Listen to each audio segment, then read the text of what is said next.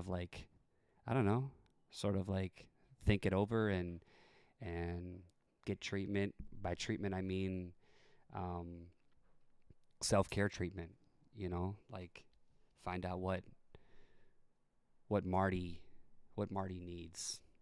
And put forth that energy and that time towards that. So, um, as inconvenient as that was for the students, especially last year, leaving before graduation was tough because I wasn't even welcome to attend their graduation. I wasn't welcome to, come anywhere near the campus or anything like that. Like I was kind of treated like a leper.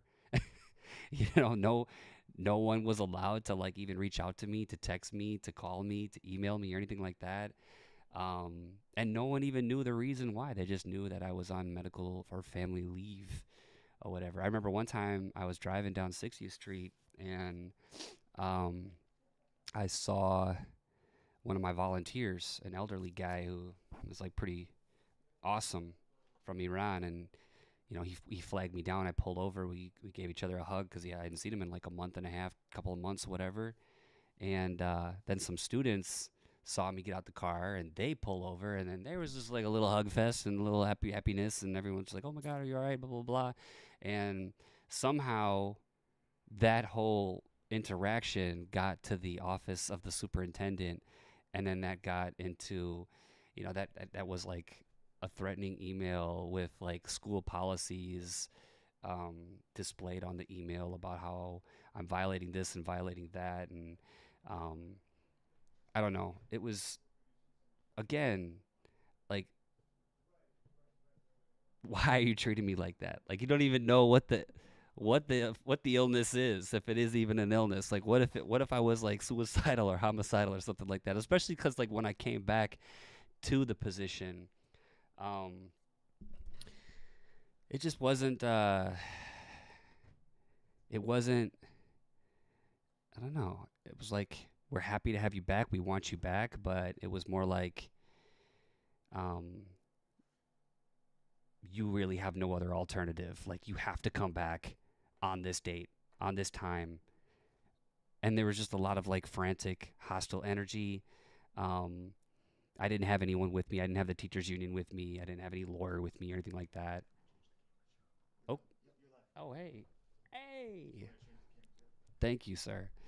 So I just met this guy from who's helping Zav out here in the radio station, and I guess we are streaming live right now, so that's good. And we'll see how I can chop this up and edit it up to make it make sense for you guys listening to me tonight. But basically, this is just kind of like my story because I've been getting a lot of calls, a lot of text messages from students, and I really don't know what to say to them. Like, we heard you quit. We heard you resign. When are you coming back? What happened? Are you okay? So I don't know. The point of this is to kind of like let y'all know that I'm very well. I'm fine. I'm doing great. And this entire time away from school has been so enlightening and so eye opening and heart opening for me. I've just been on this incredible journey that uh, was only meant for me. However, what's happening with it is um, incredible experiences and incredible wisdom that I, hope to share with, folks that have come across my path, and people that I have connections with, and people that want to remain connected, from here on out, because this is this is a pivotal point in my life. This is a pivotal point in my life for sure. Um, and at 38 years old, like I'm actually thinking of retiring from teaching. So I haven't made that phone call yet, but I want to find out like, okay, hey, I put in like more than the bare minimum of years in this profession. Um, so, you know, what do they do? What do they do for retired teachers? I mean, if I was 71 years old and retired and I put in so many years of teaching, then I know I'd get a big fat check. But maybe at 38, after 11 years of teaching, I'll get a big fat little check. I'll take that too. Hey, I got to call and find out. we'll find out what that is, what that's about. But right now, yeah, resignation was yesterday, and I wrote a heartfelt little letter, just focused for the board, for the superintendent, and for the administrators. Just kind of like, again, part of it is being humble and being thankful for this opportunity to teach and to be in the classroom and to touch so many lives. But the other part of it is like, you have a due diligence as a leader of a school to check in with your staff and check in with your teachers. Like you can't just leave them alone in isolation unless you're going to trust that they're doing their job, that their reputation precedes them, that everything that the students say about them is true, and you want to leave them alone. Like, I like that. That's how I've been functioning for so many years in MPS and Brown Deer. But for the last 2.5 years, it's been adults telling the adults that I haven't been doing my job very well, and there's been no like accountability on their part, no checking in, no self care, no don't checkups on my health or anything like that. And I remember my colleagues too. I remember a new teacher, our art teacher, who was really, this was like a few years or 3 years ago, I think, and she was really having a hard time about some things. And when I was listening to her, and I just like, it really sounds like you need to set up a meeting with your principal. Like, that's what I do, and that's what I've done. And when I'm concerned about something, and when I'm not feeling right about something like that, I go to my leader. I sit down with her. Um, but it can't always be initiated by the teacher. Like, there has to be something built in within the system to make sure that we're all good. Like I said, because my FMLA situation, is very serious to me, but that particular program covers a vast spectrum of things, from cancer to, like I said, to like suicidal tendencies to, severe mental illness or whatever. That could have been, any of those things could have been me or any one of these other teachers over here. So it's like, rather than, treating them like an outcast or a leper or someone that you can't touch with a 500-foot stick, it should have been handled a little bit more delicately, I think, and with a little bit more empathy, a little bit more love, especially since you're trying to be a community and teach community and at least pretend to be one, not just a wrestling community or a Brown Deer football team community or a stage theater crew community or whatever they might be proud of. It really should just be, these are our students, these are our staff, these are our leaders here in the administration, and together we're this big fat community. But I haven't felt like that in some time, so snipping the cord here has been a tough decision, but a decision nonetheless that needed to happen for sure. Yeah, so I'm really done going to work or any place really where I feel like I'm under the microscope and where I can't, breathe how I want to breathe and move how I want to move and speak how I want to speak. Granted, I was, according to the students that I had, and I didn't have every student in the school, but the small sample that I had no idea of the global genocide happening in Palestine or Sudan. They had no idea about any kind of geopolitical affairs happening or what our country's stake in it or hands in it might be. They're just completely clueless. And I think at 15, 16, 17, 18 years old, these are very important times to talk about global affairs and, local stuff too. They're completely lost. And I'm not trying to smash on the school's civics department or history or geography department or whatever they have going on. I'm bringing this up because um, it's a freedom of speech thing. Like I felt like I felt like that's what put me under fire and put me under pressure as a shop teacher at this school district was because I was the guy talking about controversial things and talking about things that the students were genuinely interested in knowing about, understanding this is relevant to their life, understanding like they need to know about this because the world is a lot bigger than what's going on in this 90 minutes in this classroom or what's going on in their gym class or their math class. like, um, so yeah, no, a lot of stuff we talked about. Especially this school year when I did return, I returned for man, maybe only a month and a half or so of teaching this year, of part-time teaching this year. But what I ended up doing with my practice was spending about 90% in the classroom, just reflecting with the kids, engaging with the kids, and talking with the kids about whatever uh, was important in that moment and whatever was inspiring or I was passionate or inspired about at that time. And then 10% actual, like, here's a hammer, here's a nail, this is how you swing it, this is how you hit it. Actual like woodworking or construction stuff. Like, of course, that ratio is going to change as we get a little deeper into the school year. That was my plan. But, I think I'm at that point in my life where that's kind of how I want it to be. I kind of want it to be a little less focused and emphasized on uh, the career and less focused and emphasized on, you know, the work. Because there are people like my son, for example, there's people that um, love to work and have like this ingrained strong work ethic, and they just they would not be happy with a 90% to 10% ratio in the classroom.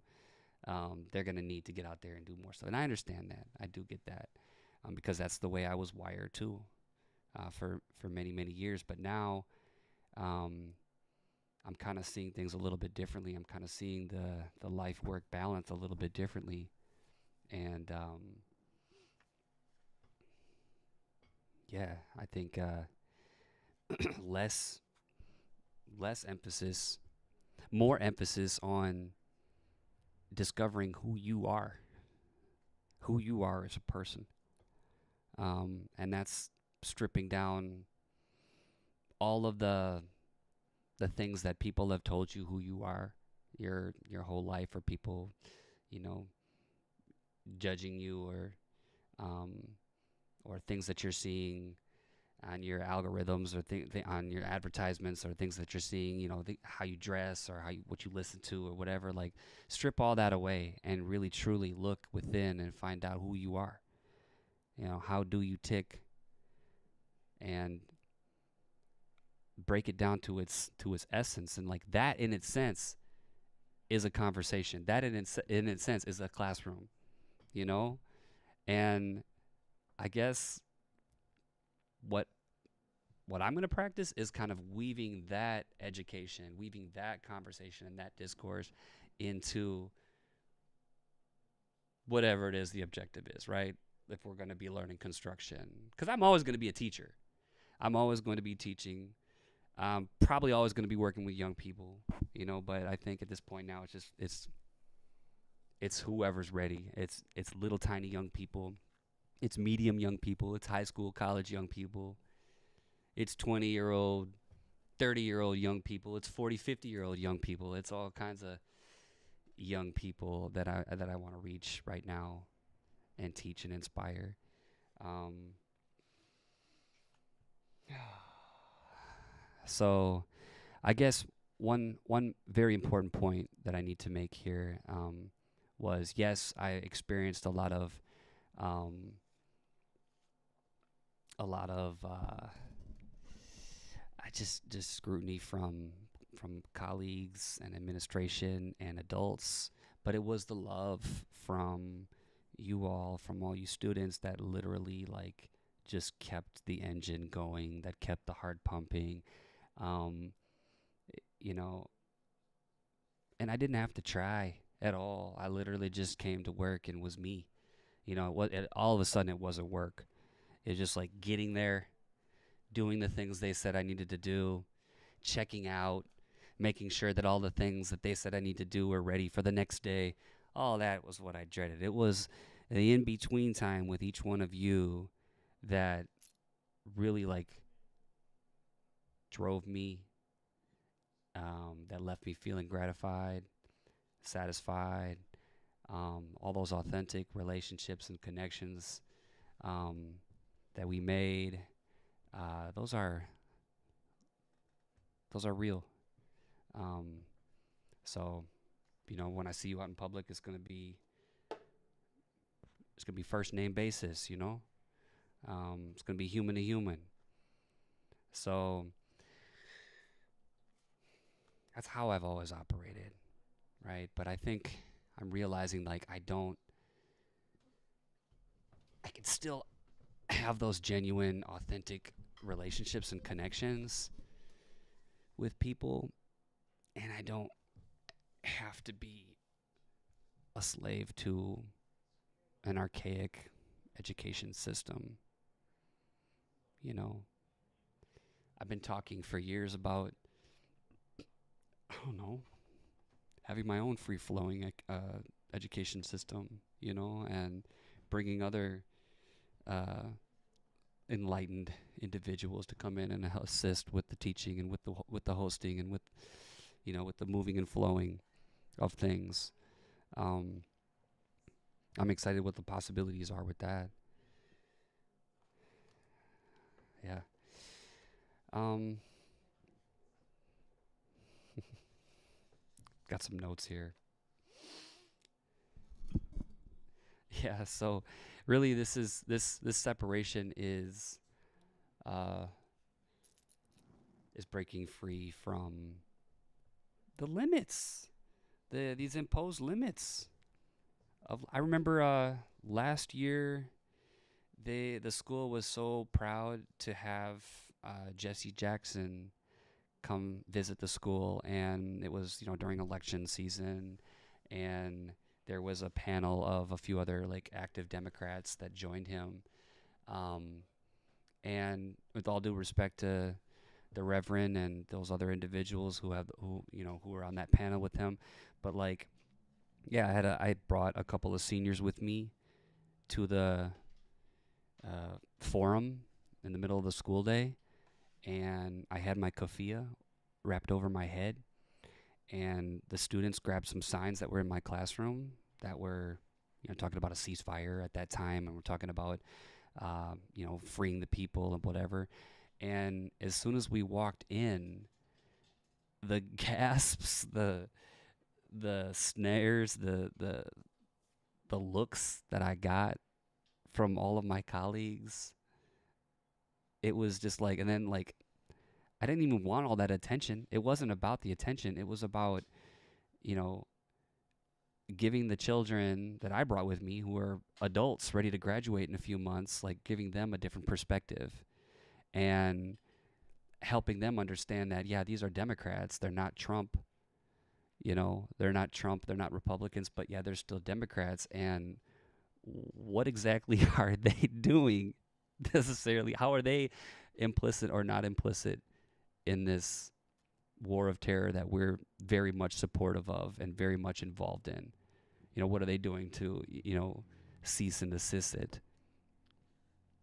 So the point was like, let's bring a different perspective. We had a full blown conversation about it before. I wouldn't have taken in there if they weren't comfortable, if they weren't fired up, if they didn't want to see what they were talking about, and they had their own things they wanted to ask and stuff. But I got told that I should know better.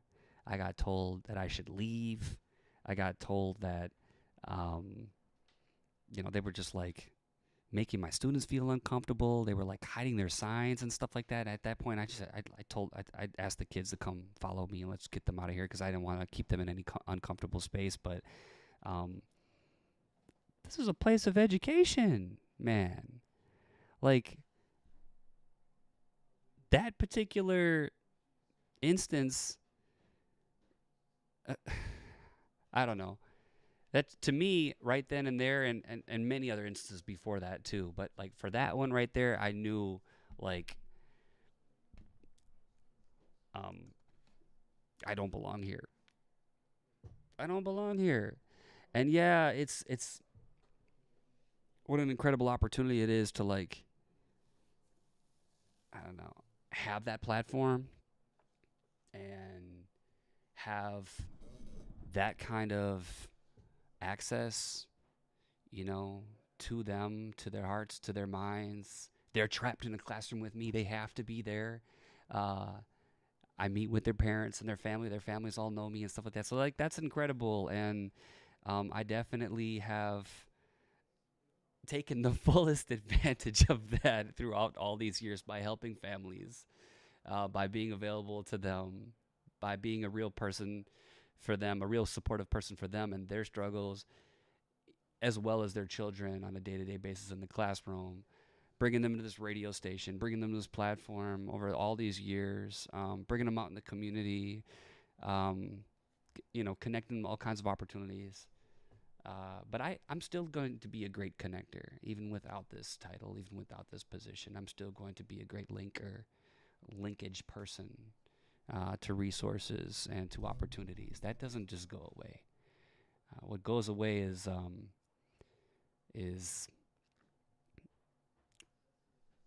the reporting, the documentation, the adhering to, you know, a boss that I don't agree with.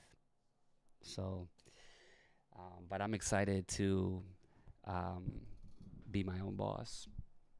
I'm excited to set my own hours for work, create my own little team of people to work with, whoever I want to work with. And that kind of independence and freedom isn't talked about enough in the classrooms. Like it's not it's like not even in their minds as something that they can do. And majority of my job was not just to teach them the basics of how to work in a shop and function in a you know in a welding booth, which is those are important skills to have, no doubt about it. But like how can you it was more like how can you get them signed contract for a 20-30 year deal for a company so that they can retire at 55 years old and be physically wrecked and have had no time to travel, to see the world, um, you know, create a family or whatever, be with your family, give quality time to people you care about and love. So like, it was really hard for me to actually like be super passionate about being that guy. Um, but again, I don't know. It's just it's a really interesting time in my life, because like there's something for everyone, and we need all kinds of people in this world, for sure. So part of the cool thing about you know the human that I am is, uh,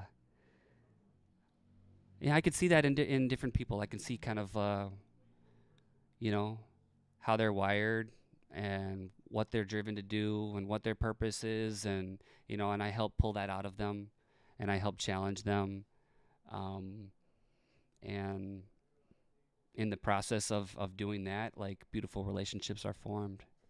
Um, so it'll be curious to see kind of where this all goes, but I know it ain't going back in the classroom. I think I'll create my own classroom out in the grass somewhere, on the street somewhere, or in my own building, brick and mortar building somewhere, or in front of some cameras somewhere. But is not going to be for a public school system or a private school system. Those days are done. Those days are done for sure. Um,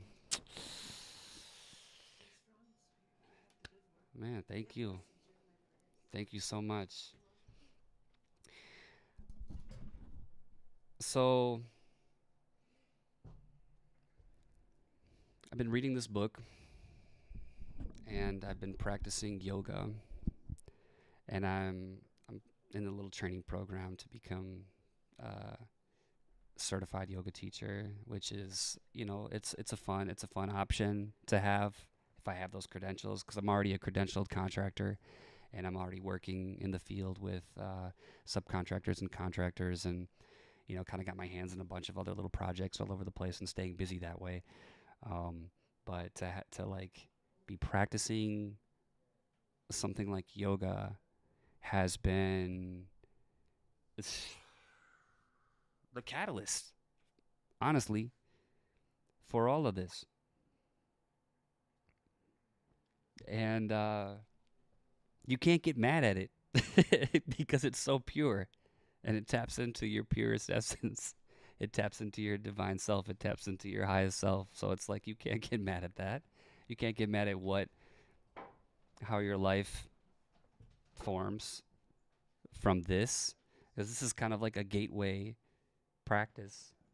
It's connected me to meditation and mindfulness. It's connecting me to shamanic healing and prayer. It's connected me to um, breath work. Um, it's connected me to my source, my higher power. And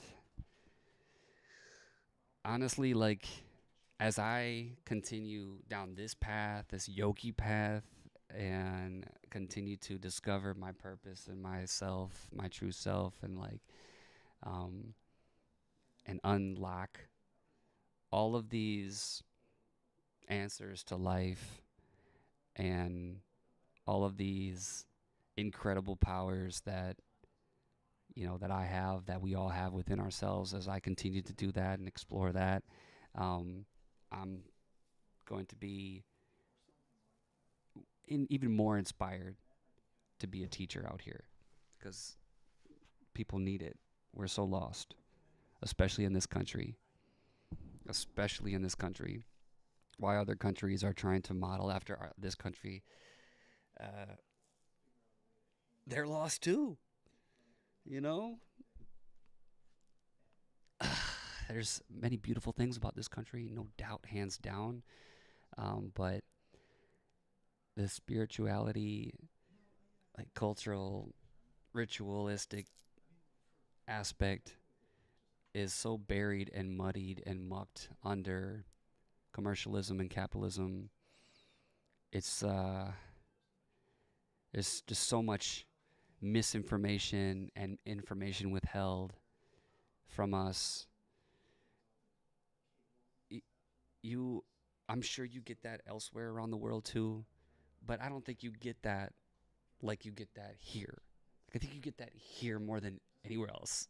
I could be wrong, but like at 38 years old, it is the start of incredible like new education for myself, incredible new discovery for myself. Um, and I already thought I loved myself. I confidently and lovingly walked around this planet for many, many, many years, 30 plus years for sure. Um, but it wasn't until recently it's like, okay, like I could go deeper than that. And I have been. And again, part of severing ties with this institution and this system is an expression of self love for me, because it's opening up a whole new world of ways to balance out my time. Um, Opening up more time for creativity, because as humans, we are creative beings. We are artistic beings. Like I, I mentioned, we had last couple of weeks we've had Tristan, Jack, Ken, These are highly artistic, highly creative individuals that, like Jack, my age, is finally tapping into it, and he's just like, I don't really care. Like, I'm making what I got to make here at this job, but I'm balancing out the rest of my life to make sure that I'm also following what I'm passionate about and what I've always wanted to do. And as he goes on in life, that balance is going to evolve with him, right? He's going to do more with what he loves and less what he feels like he has to. Um, and the young guys, like, I hope they discover, you know, the importance of making the time for themselves with um, their creativity, right? Uh, I've had the honor and privilege to like travel recently and see a different country, and I spent some significant time with my wonderful partner um, in this tropical island where we both have done quite a bit of reflection, personal reflection on our lives and personal planning on where to go from here together and individually. But that's one thing that I'm incredibly passionate about too. Bringing back here to the city is like there is so much to learn outside of this city, outside of this country. What can we do to unlock in our brain, like to get rid of the limitations that are imposed on us and ingrained on us and written in us. These definitions. No, be done with them. You can be your own boss. You can start your own thing. You can do something someone else did better and more creatively. You can go travel the world and go visit some new places and bring something to them. Um, Nice to meet you. Yep, yep. So the importance of travel, the importance of work, yes, but on the pie chart of life, for me, work is not gobbling up the whole damn pie anymore. We're gonna slice that down a little bit because it still needs to be a significant portion of that pie because I have so many little dependents and so many things that need to be, maintained and taken care of for sure. But I'm realizing that there is untapped abundance all around me and within me. And the more I find time for stillness and quiet, the more I find time practicing this, which I've been doing daily now for like months, the more I have answers to all these questions. They're there. They just surface my head. And I come to and I don't know. I'm moving differently.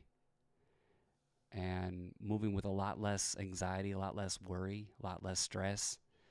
And money is just finding me because I know it's there and I know it's coming. So again, like, this is not unique to me. This is something that we're all blessed with inside, that I'm discovering at this age of my life. But I'm excited to take this, what they call it, I'm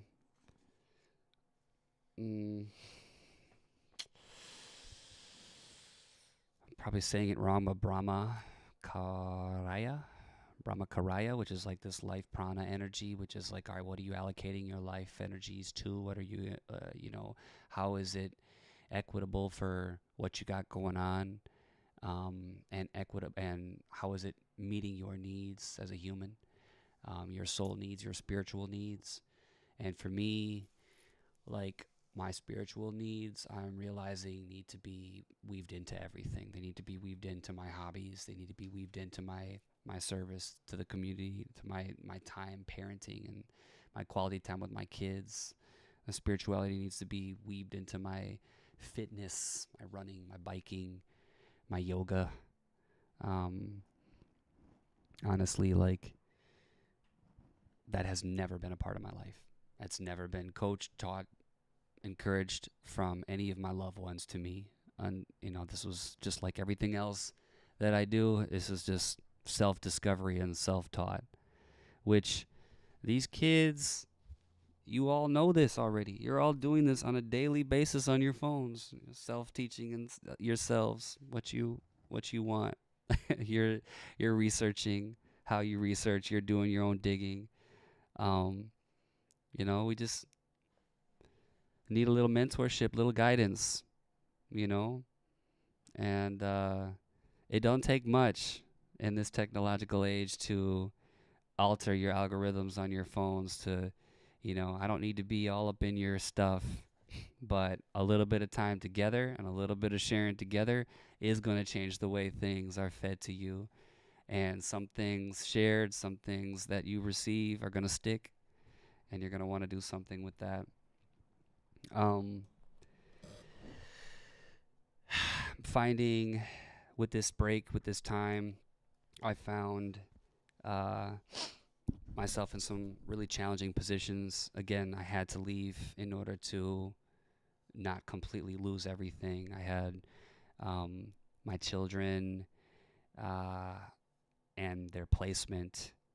So the time that I am legally allowed to have with my seeds, my daughters, were on the table, and going to work 8, 9, 10 hours a day, and then getting them, and then spending literally picking them up at 6, getting home by 7:30 or something like that, dinner, bed.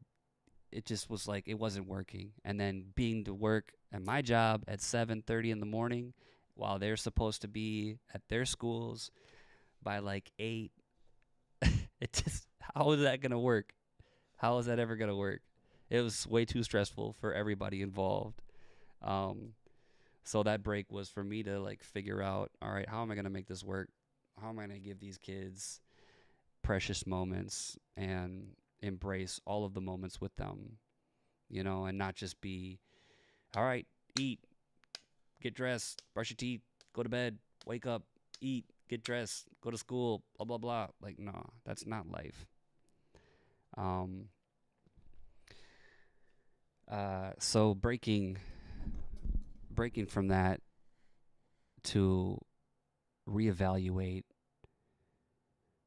my my presence with the people that matter the most to me, um, and also just all the people that I interact with. Like, uh, they deserve my presence. They deserve active listening. They deserve um, authenticity and time. And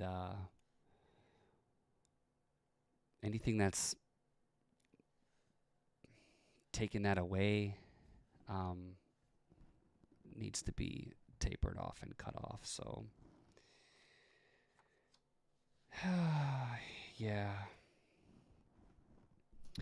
I talked about abundance, accessing it, and I'm really excited to document this part of my journey right now. I'm really excited to kind of see uh, where this goes.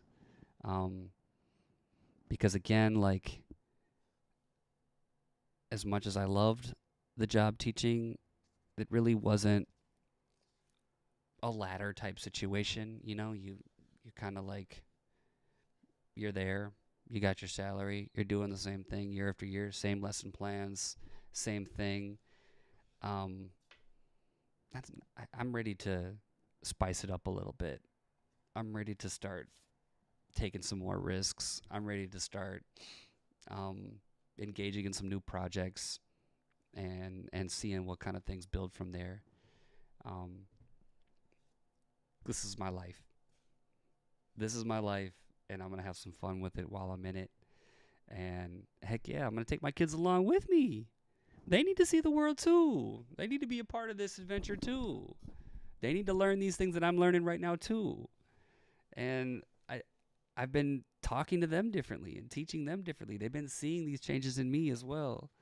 So uh, that's where it starts. That's where it starts. So yeah, no, there's been no, you know, this is not like a midlife crisis. There's no crisis here. This is not a mental breakdown. This is a breakthrough. Um, this is this is growth. And what was comfortable was first and the 15th paycheck. What was comfortable was, okay, this date is summer vacation and this date is the start of the school year. What was comfortable was that just knowing, but here I am choosing to enter a phase of a discomfort because like I'm wise enough to know that, hey, that's where growth occurs. That's where growth happens. And I grew out of my condo. I sold that piece.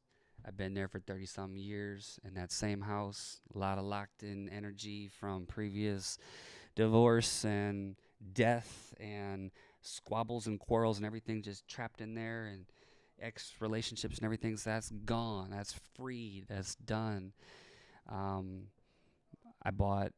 my partner and I bought a nice big house where we're going to fill it with all kinds of awesome things and love and make it and design it the way we're designing it the way we want to design it right now. Like, there's like, this is all just stuff that this is just uncomfortable things. I'm just doing it. I'm doing it. I'm growing and evolving as a human being. And it's wonderful also because uh, the partner that I have, the love that we share is starts with ourselves, and we allow the space to love ourselves. And by loving ourselves, we're able to pour into each other. And when I pour into her, she mirrors that and pours into me. And when she pours into me, I mirror it and pour it back into her. And when our children are in the room, they feel that energy and they see that energy. And wherever we go out in public and wherever we be with, they see and they feel that energy. And literally, like, the blessings just are just innumerous. They're countless. They just keep coming. They keep following us wherever we go. So, like, oh, yeah, I want to make more time for that. I want to make more time for that love and that romance and that intimacy.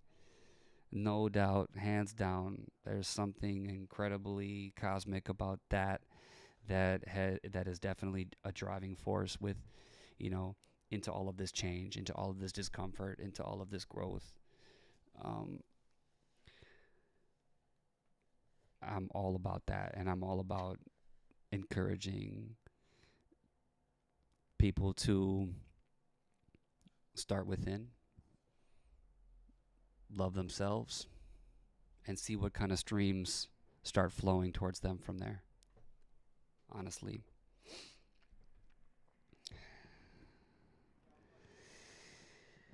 I'm going to read a little bit about this incredible book that I'm reading right now.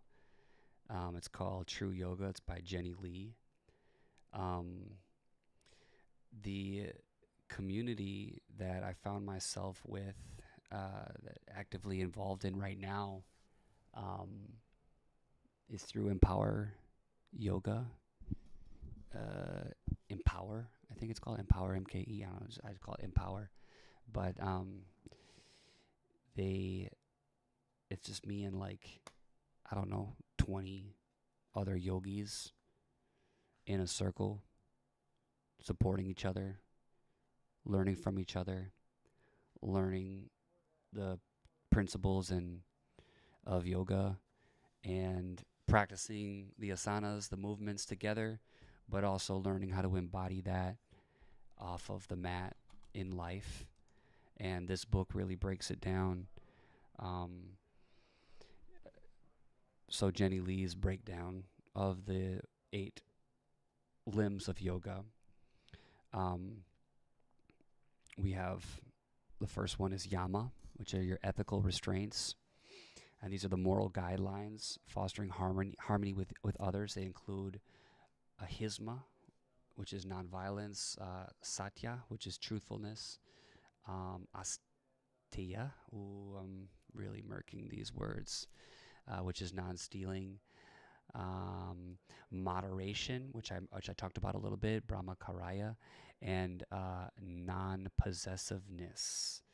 So you read these chapters, you read her talk about these different guidelines, and it is a beautiful practice because when you embody yoga outside of the mat, when you embody it in the living room or in the kitchen or in the classroom or in your place of work or out in the community or whatever, then you really are like, your mind is not going to violence. You're choosing not to be violent in your thoughts and in your actions. Um, you're challenging your own integrity. You're being truthful with all of your interactions. Um, and again, and balancing out your life with brahmacharya, with this, how are you, are you making time for rest in your day? When are you resting in your day? Like, that's never been a part of my script in the day. Only when I'm sick, right? She talks about niyama, which is personal observances. These are practices that support inner harmony and growth, like purity, saucha, contentment, santosha, self-discipline, tapas, self-study, svadhyaya, and surrender to the divine. These are tough words to read. I'm trying to learn some Sanskrit here with this in this class that I'm in right now. And this is basically these are the chapters that I'm currently on right now. Just started this book. The santosha, being content with what you have.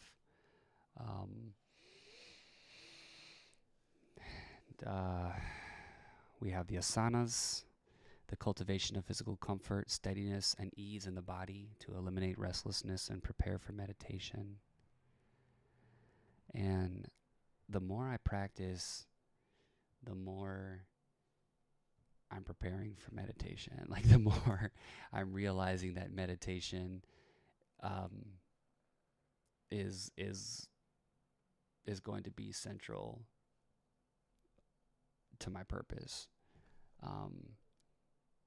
Have I made the time, like an hour or more, to meditate in a day yet? No, I have not gotten there yet. I still am a very busy man with a million things to do, but I'm working on that one because it's bringing my consciousness is becoming very aware that that particular practice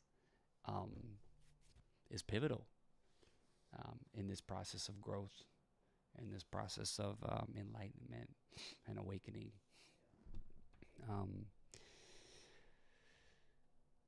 So the control of life force, or pranayama, this is the regulation of your vital energy through your breath.